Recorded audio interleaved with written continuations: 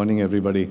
Certainly it's lovely to see people after such a long time, and I really felt this was a great opportunity.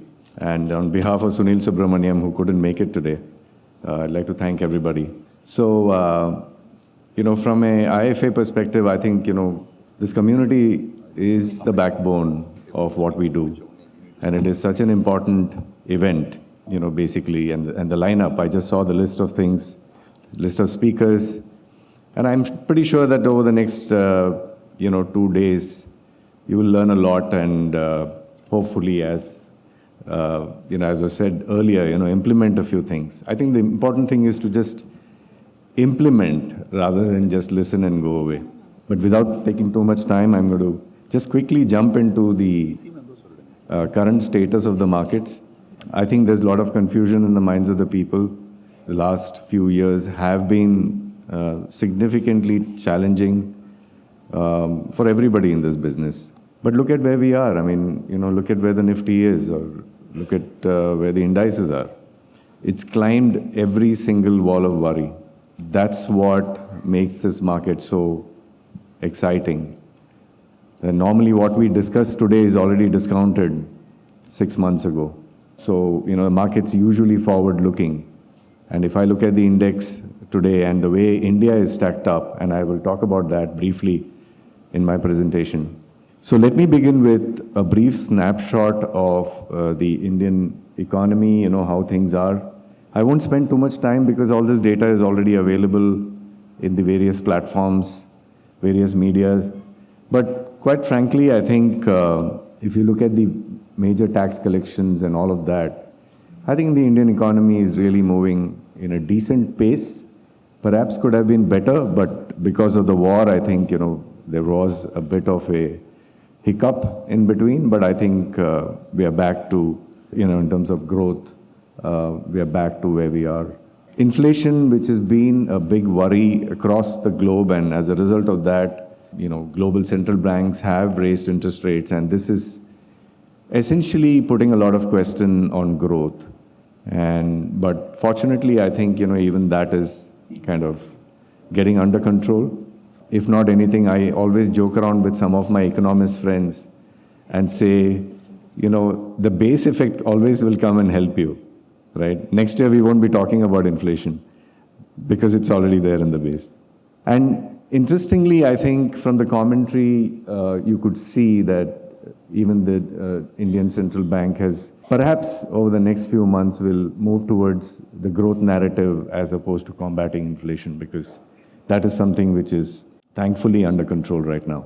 Most economic activity are well above COVID levels. I have a chart to demonstrate that. And of course, global growth softness will have a bearing on India's growth as well. We can't be isolated for too long. So there are certain fears in terms of, the world getting into a recession and all of that. But at least the stock markets don't seem to agree with that. So this is where we are in terms of, the recovery in terms of post-COVID.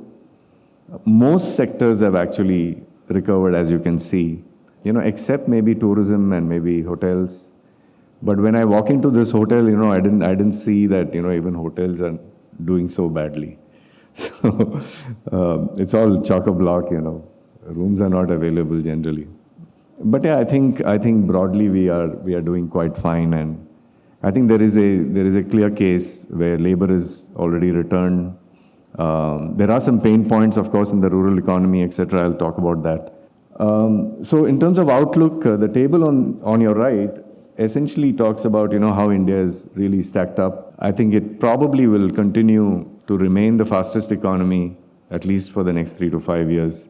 And that's primarily because of the things that we have done right over the last 3 years. At least, in terms of the RBI, in terms of the government, the kind of actions that they've taken. Of course, what are the likely drivers? Primarily the government's capex push. There's a lot of emphasis on infrastructure. The China Plus One shift, we all know about, how the China Plus One strategy has slowly gathered momentum.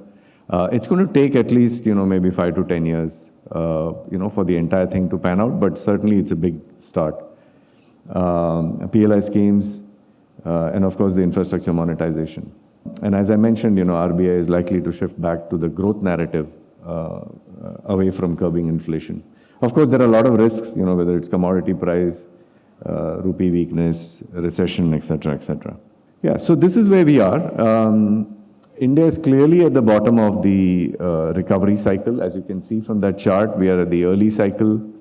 The cycle got a little delayed because of the Russia-Ukraine war. Otherwise, as we stand today, things would have been very, very different.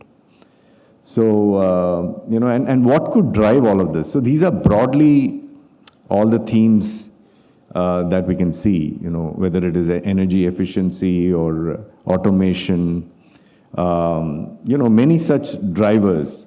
Of course, the import substitution, which effectively translates to domestic manufacturing. And of course, the PLI, again, by all estimates, it should add about 50 basis points to our GDP. Seems like a small number, but it can really grow very, very big. Okay, so India is largely two pillars, right? The investment pillar and the consumption pillar. If you look at it, broadly, you can define India with these two pillars. Now, I've just taken an example of cement. The capacity utilization of corporate India. See, the entire capex cycle was very much benign, if you know. Look at that bottom chart. Hardly any capex have taken place in the last 8 to 10 years. It's been very, very benign. And of course, we have had our challenges, the restructuring of the banks, we had demonetization, we had implementation of GST, then of course we had COVID. So there are a lot of disruptions to the Indian, a lot of shocks to the Indian economy specifically. COVID, of course, affected everybody, but India got affected because of these steps, which were pretty much aimed at the long-term restructuring of the economy. So there was a slowdown, and hence capex actually took a backseat.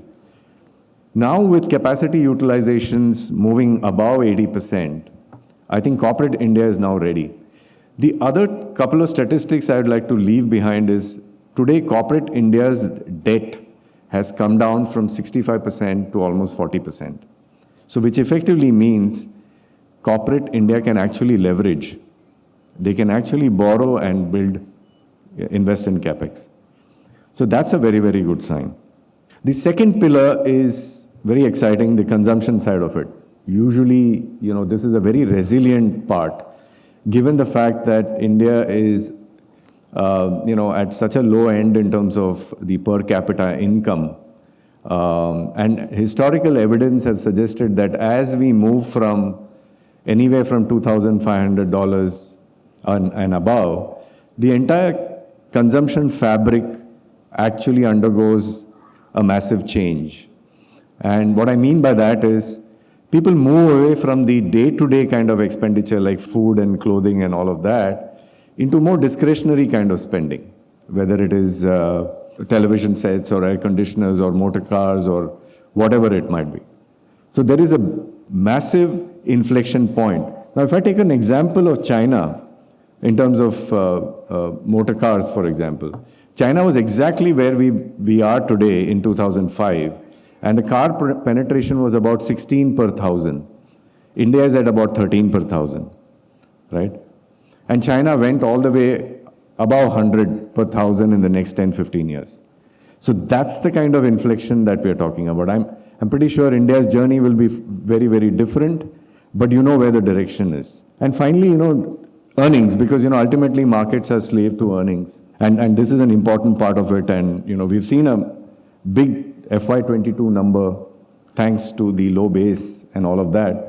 But certainly even, from a 23 and 24 perspective, I think we will probably anywhere from 13 to 14% earnings growth, which is pretty decent from a stock market standpoint. So despite all the worries that we have, I think, there is a significant, confidence, at least from the market standpoint, that things will be looking pretty positive over the next 3 to 5 years. The near-term challenges will be there as the world adjusts to the new reality. There is massive. So if you recall, the last 20, 25 years, it used to be, everybody, the world is flat. I don't know how many of you have read that book, but certainly it talks about integration, amongst economies, people trying to do business with each other. But I think over the next 10 years, we are going to see a polarized world. Clearly, I think there are blocks getting formed. There is a struggle for power and all of that. Global scenario is not going to be easy. So I think there's going to be immense volatility. But as we all have seen previously, right, markets have this beautiful way of following fundamentals, and wherever fundamentals are there, money does not have emotions at the end of the day. So if our Indian economy does better, I think money flows will begin. So with that, I'm going to close in terms of the market outlook.